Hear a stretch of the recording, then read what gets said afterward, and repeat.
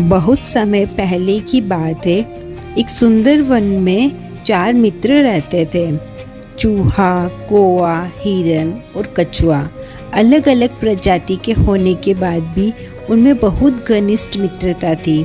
चारों एक दूसरे से इतना प्यार करते थे कि एक दूसरे पर जान छिड़कते थे। चारों साथ साथ खेलते, साथ ही खाते, साथ ही घूमते और खूब बातें करते थे। उसी वन में एक खूबसूरत जल सरोवर था जिसमें कछुआ रहता था। सरोवर के तट के पास ही एक जामुन का बड़ा सा पेड़ था। उसी पेड़ पर घोंसले बनाकर कौआ रहता था। पेड़ के नीचे जमीन में बिल बनाकर चूहा रहता था और पास ही घनी झाड़ियों में हिरन का घर था। चारों मित्र एक दूसरे के साथ और पास रहते थे। दिन को कछुआ तट की रेत में खेलता, धूप सेकता रहता, पानी में डुबकियां लगाता, तो बाकी तीनों मित्र भोजन की तलाश में निकल पड़ते और दूर तक घूमकर सूर्यास्त के वक्त लौट आते। उसके बाद चारों मित्र इकट्ठे होते, साथ साथ खाते, खेलते और खूब धमा चौकड़ी मचाते। इसी तरह दिन मजे से बीत रहे थे कि एक शाम को चूहा और कौआ तो लौट आए, लेकिन उनका मित्र हिरन नहीं लौटा। तीनों मित्र बैठकर उसका इंतजार करने लगे।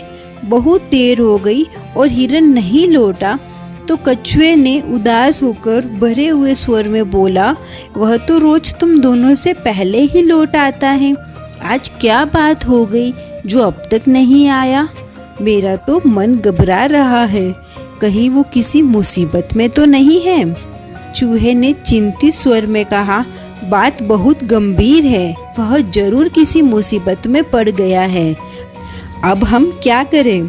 कौवे ने कहा, मित्रों, वह जहाँ चढ़ने प्राय जाता है, मैं उधर उड़कर जाकर देख आता, लेकिन अंधेरा हो गया है, इसलिए मुझे कुछ भी दिखाई नहीं देगा। हमें सुबह तक प्रतीक्षा करनी होगी। सुबह होते ही मैं उसकी खोज खबर लेकर आऊँगा। कछुए ने कहा, रात भर नींद नहीं आएगी, मैं उस ओर अभी चल पड़ता हूँ। मेरी चाल भी बहुत धीमी है, तुम दोनों सुबह आ जाना। चूहा बोला, मुझसे भी हाथ पर हाथ धरकर नहीं बैठा जाएगा, मैं भी कछुए भाई के साथ चला जाता हूँ। कौवे भाई, तुम सुबह होते ही आ जाना। यह कहकर कछुआ और चूहा चल दिए। कौवे को भी नींद नहीं आई और सुबह होने का इंतजार करने लगा। सुबह होते ही वो उड़ चला। वह उड़ते उड़ते चारों ओर नजर डालता जा रहा था कि आगे एक स्थान पर कछुआ और चूहा जाते नजर आया। कौवे ने काऊ काऊ करके उन्हें सूचना दी कि उसने उन्हें देख लिया और वह खोज में आगे जा रहा है। अब कौवे ने हिरन को पुकारना भी शुरू किया, मित्र हिरन, तुम कहाँ हो? आवाज दो दोस्त। इतने में ही उसे किसी के रोने की आवाज सुनाई दी। स्वर उसके मित्र हिरन से ऐसा लग रहा था। वह उस आवाज की दिशा में उड़कर सीधा उस जगह जा पहुंचा जहां हिरन एक शिकारी के जाल में फंसा हुआ छटपटा रहा था। हिरन ने रोते हुए बताया कि कैसे एक जालिम शिकारी ने वहां जाल बिछा रखा था। दुर्भाग्यवश वह जाल उसे दिखाई नहीं दिया और वह फंस गया। हिरन ने रोते रोते कहा, वह शिकारी आता ही होगा, वह मुझे पकड़कर ले जाएगा और मेरी कहानी खत्म समझो। मित्र कौवे, तुम चूहे और कछुए को भी मेरा अंतिम नमस्कार कहना। कौवा बोला, मित्र, तुम घबरा क्यों रहे हो? हम जान की बाजी भी लगाकर तुम्हें छुड़ा लेंगे। हिरन ने हताश होकर कहा, लेकिन तुम ऐसा कैसे कर पाओगे? वह शिकारी बहुत जालिम और शक्तिशाली है। कौवे ने अपने पंख फड़फड़ाए और अपनी योजना बताई। सुनो, मैं चूहे को पीठ पर बिठाकर ले आता हूँ। वह अपने पेने दांतों से जाल को आसानी से कुतर देगा। हिरन को आशा की किरण दिखाई दी। उसकी आंखें खुशी से चमक उठी। कौवा तेजी से उड़ा और जल्दी से वहां पहुंचा जहां चूहा और कछुए थे। कौवे ने समय नष्ट किए बिना बताया, मित्रों, हमारा दोस्त हिरन एक दुष्ट शिकारी के जाल में कैद है। जान की बाजी लगी है। वह शिकारी आने से पहले हमने उसे छुड़ाया नहीं तो वो मारा जाएगा। कछुआ घबरा गया। उसने पूछा, उसके लिए हमें क्या करना होगा, जल्दी बताओ। चूहे के तेज दिमाग ने कौवे का इशारा समझ लिया था, इसलिए वो बिना समय गंवाए कौवे से बोला, घबराओ मत कौवे भाई, मुझे अपनी पीठ पर बिठाकर हिरन के पास जल्द से जल्द ले चलो। इतने में ही दोनों उड़ चले। चूहे को जाल कुतर कर हिरन को मुक्त कराने में अधिक देर नहीं लगी। मुक्त होते ही हिरन ने अपने मित्रों को गले लगा लिया और रोते हुए स्वर में धन्यवाद दिया। तभी कछुआ भी वहां आ पहुंचा और उनकी खुशी में शामिल हो गया। हिरन बोला, दोस्त तुम भी आ गए, मैं भाग्यशाली हूँ जिसे ऐसे अच्छे मित्र मिले। चारों मित्र भाव विभोर हो उठे और खुशी से उछलने कूदने नाचने लगे।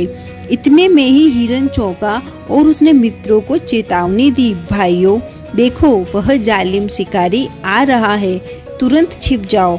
चूहा फौरन पास के बने बिल में घुस गया। कौवा उठकर पेड़ की डाल पर जा बैठा।